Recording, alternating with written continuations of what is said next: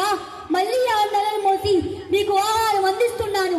నేను ప్రపంచానికే పట్టును, పల్లెటూరికి తోలనాన్ని, ప్రాణవాయువుని, ప్రకృతికి తల్లిదండ్రిని నేనే. అలాంటి నాకు ఎక్కడికి వెళ్ళినా విలువ ఇవ్వకపోగా చిన్న చూపు చూసిన తొండంలో నాకు కడుపు మండే. నేను పంట పండించడం ఆపిన రోజున సకల జీవరాశి పంచపక్ష పరమాన్నములు తినగలరా? ఈ పట్నాలు అన్నీ నాకన్న బిడ్డలతో మరియు నేను ఇచ్చే సామాగ్రితోనే రూపుదాల్చాయి. ఎంత కోటికి పరగలెత్తిన వారైనా నిరుపేదలైనా నా మిత్రుల కోసమే ముప్పూటలా ఎదురు చూడాలి. పాడి పంట ప్రకృతి లేక ఆహారం కొత్త ఏర్పడి నేను అంతరించే ముప్పు రాబోతుంది.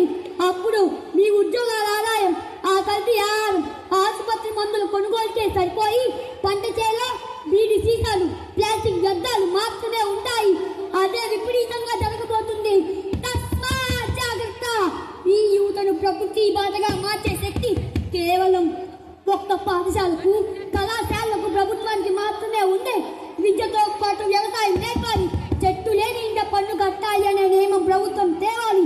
ప్రాణాలకు తెగించి దేశాన్ని కాపాడే జవాన్కి జీతం ఇస్తుంది ప్రభుత్వం. అలాగే కష్టాల కడలిలో పిడుగులలో తిరుగుతూ ఒక సమర యోధుడుగా ప్రాణాలకు తెగించి మీకు ఆహారం అందిస్తున్నాను.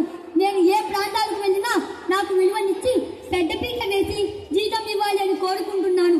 ఏనాడు పుట్టిందో ఈ ప్రపంచం, ఆనాటి నుంచి ఎన్ని ఒడిదుడుకులు ఎదురైనా సరే ఆహారం అందిస్తూనే ఉన్నాను.